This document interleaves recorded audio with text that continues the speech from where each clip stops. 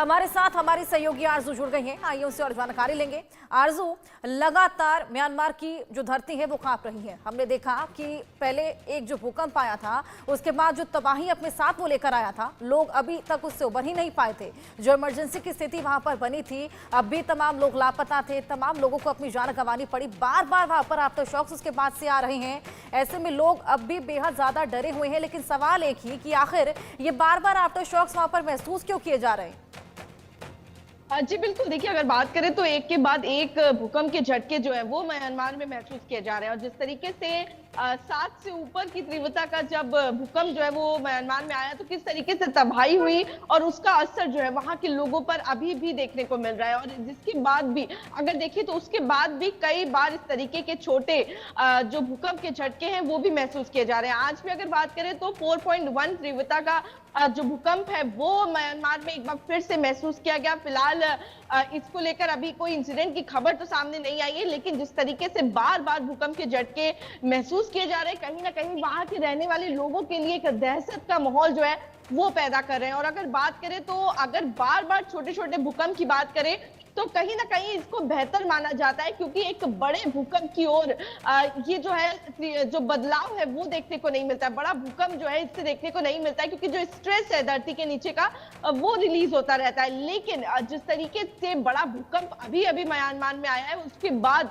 इस तरीके से छोटे छोटे भूकंप आना लोगों के लिए जो है वो चिंता बहुत ज्यादा बढ़ा देता है। और ऐसे में तस्वीरें भी निकल के सामने आ रही हैं। लोग जो है वो बिल्डिंग से बाहर आ गए, क्योंकि सबसे ज्यादा जो नुकसान है वो अक्सर भूकंप से नहीं होता है, बल्कि जो बिल्डिंग्स होती हैं उनके गिरने से निकल के सामने आता है। और इसी वजह से अगर आप देखिए तो म्यांमार में भी तस्वीरें निकल के आ रही है कि लोग जो है वो अपने बिल्डिंग्स के बाहर, घरों के बाहर जो है वो निकल के आ गए हैं। तो साफ तौर पर अगर बात करें तो 4.1 मैग्नीट्यूड का अर्थक्वेक जो है वो अभी अभी म्यांमार में आया है। लगभग 8:02 पे टाइम जो है वो इसका रखा गया है। और इसी के साथ ही जो डेप्थ है वो 10 किलोमीटर की बताई जा रही है। तो ये भले ही जो अर्थक्वेक है वो छोटे उसका है, रेक्टर स्केल का है, 4.1 का है, लेकिन पिछले समय में जिस तरीके से तेज भूकंप के झटके महसूस किए गए, लोगों में अभी भी इसको लेकर दहशत जो है वो बनी हुई है। जी बिल्कुल आरजू, जिस तरीके से लगातार वहां पर आफ्टर शॉक्स आ रहे हैं, अभी तो प्रशासन जो पुराना डैमेज था उसी को कंट्रोल करने में लगा था,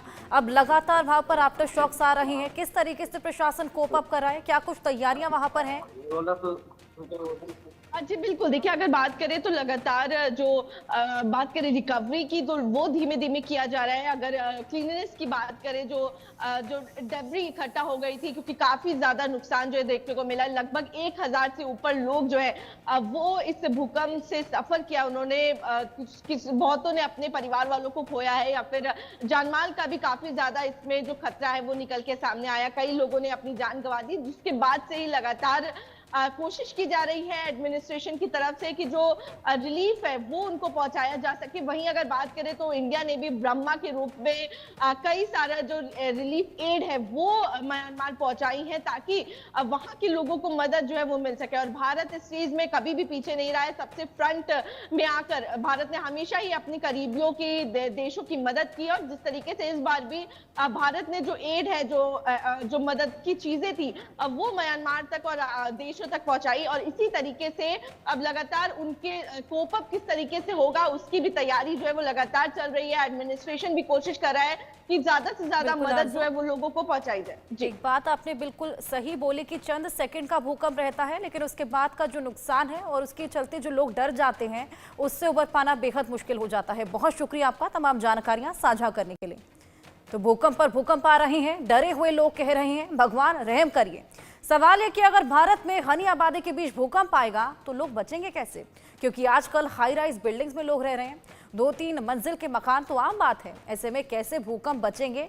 और यही एक बेहद बड़ा सवाल, कैसे टेक्नोलॉजी की मदद से बड़े नुकसान को टाला जा सकता है। इसमें कई सारे ऐप हैं जिनकी मदद से जान माल का नुकसान कम हो सकता है।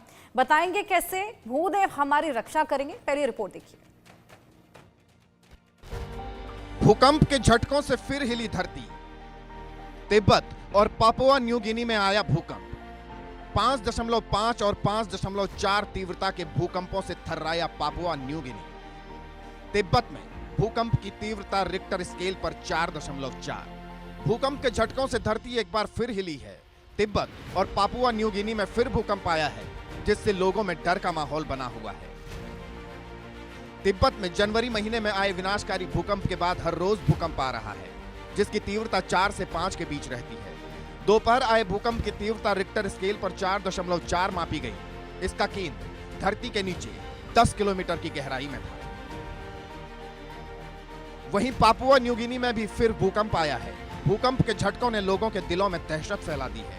5.5 और 5.4 तीव्रता के भूकंपों से हिले पापुआ न्यू गिनी के लोग घरों में रहने से डर रहे।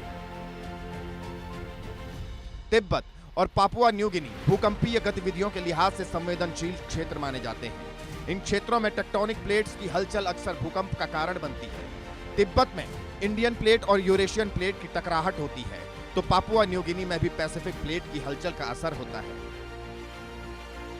फिलहाल तिब्बत और पापुआ न्यू गिनी में भूकंप से किसी तरह की बड़ी हानि नहीं हुई है, लेकिन वैज्ञानिकों का मानना है कि लगातार आ रहे हल्के झटके भविष्य में किसी बड़े भूकंप का संकेत हो सकते हैं। Bureau report, India news.